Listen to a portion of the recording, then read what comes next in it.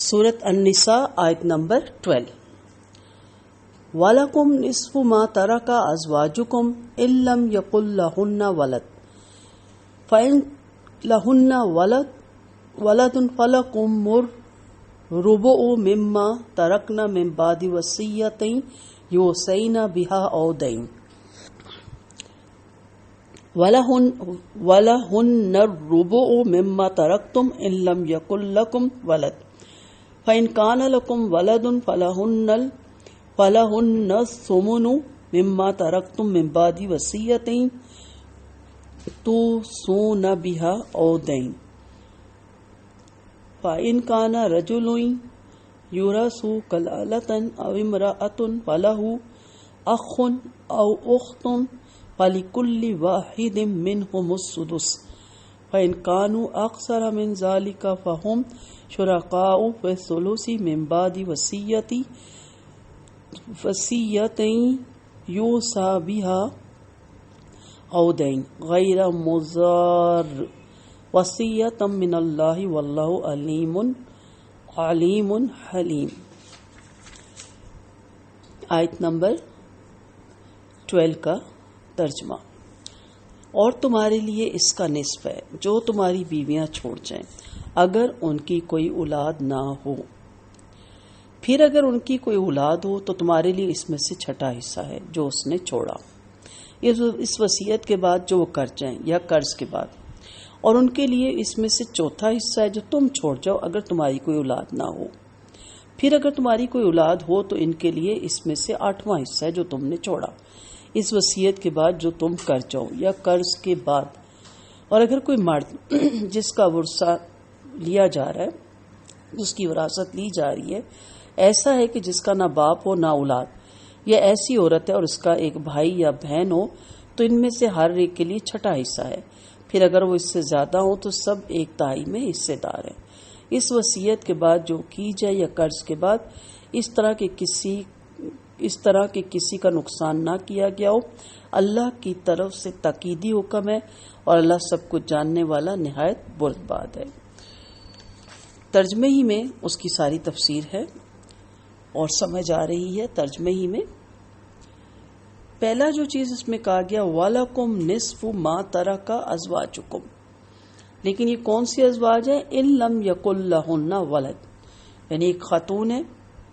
اللہ تعالیٰ نے شوہروں کو خطاب کر کے فرمایا اگر تمہاری بیویاں مال چھوڑ کر مریں اور ان کی کوئی اولاد نہ ہو تو تمہیں آدھا ملے گا، اور اگر ان کی اولاد ہے ایک یا زائد بیٹے بیٹیاں یا پوتے پڑپوتے خواہ تم میں سے یا کسی اور خاوند سے تو تمہیں چوتھا حصہ ملے گا. اور اگر تمہاری اولاد نہ ہو تو تمہاری بیویوں کو چوتھا حصہ ملے گا. اور تمہارے فوت ہونے کی صورت میں اگر تمہاری اولاد یا اولاد کی اولاد ہے پھر وہ خواہ ان بیویوں سے ہے یا کسی اور سے، بہرحال بیویوں کو 8واں حصہ ملے گا قرض اور وصیت کی ادائیگی کے بعد. پھر بیوی ایک ہو یا زیادہ سب چوتھائی یا 8ویں حصے میں شریک ہوں گی. اس پر امت کا اجماع ہے. اب اس کے بعد آ جاتا ہے کلالہ، یعنی وَإِن كَانَ رَجُلٌ يُورَثُ كَلَالَةً. کلالہ کیا ہے؟ اگر کوئی مرد یا عورت مر جائے، اس کا نہ والد ہو نہ اولاد ہو تو اسے کلالہ کہتے ہیں.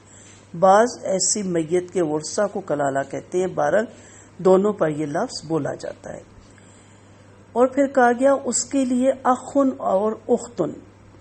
بھائی بہن 3 طرح کے ہوتے ہیں: آئینی یعنی جن کے ماں باپ ایک ہوں، علاقی یعنی جن کا باپ ایک ہو مائیں مختلف ہوں، اخافی جن کے ماں ایک ہو اور باپ مختلف ہو. یہاں بلا اتفاق اخافی بھائی بہن مراد ہے، جیسا کہ قرات میں بھی ہے. اخافی بھائی 4 احکام میں دوسرے وارثوں سے مختلف ہیں. یہ صرف ماں کی جوہد سے ورثہ لیتے ہیں. ان میں سے مرد اور عورت کو مساوی حصہ دیا جاتا ہے.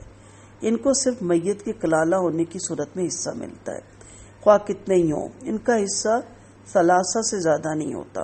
مثلا ایک میت کا شوہر، ماں، 2 اخافی اور 2 آئینی بھائی موجود ہوں تو جمہور اہل علم کے نزدیک شوہر کو نصف ملے گا، ماں کو 1/6 ملے گا اور بقیہ تہائی حصے میں اخافی بھائیوں کے ساتھ عینی بھائی بھی شریک ہوں گے۔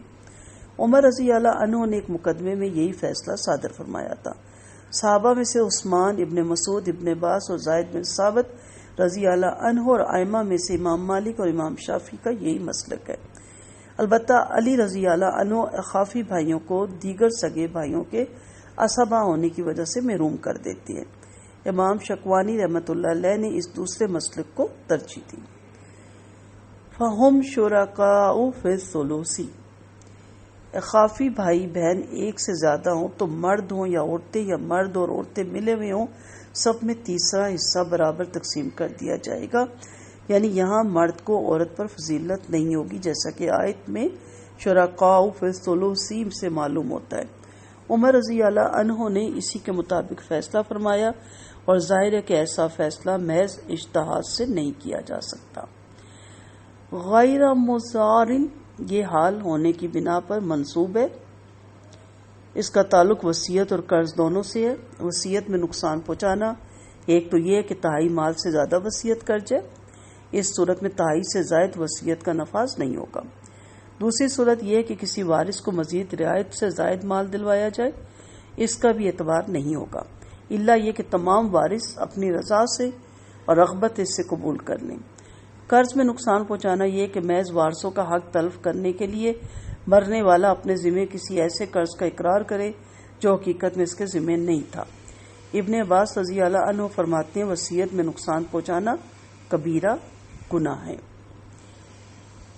واللہ علیم حلیم، اللہ تعالیٰ جانتا ہے اور بردبار ہے، یعنی اس کے سب فیصلے نہایت تحمل سے کیے گئے ہیں اور اس کے فیصلے میں کوئی کمی بیشی نہیں، کسی کا نقصان نہیں، سب کے فائدے ہیں، کسی قسم کی تلخی نہیں، اور اسی لیے اللہ تعالیٰ نے اس کو ادھورا نہیں چھوڑا، لوگوں کی ثوابدید پہ نہیں چھوڑا، ایک ایک حصہ قرآن میں نازل کیا تاکہ کسی کو کسی قسم کی کوئی پریشانی نہ ہو اور کوئی کسی کے اوپر کسی قسم کے الزام تراشی نہ کرے۔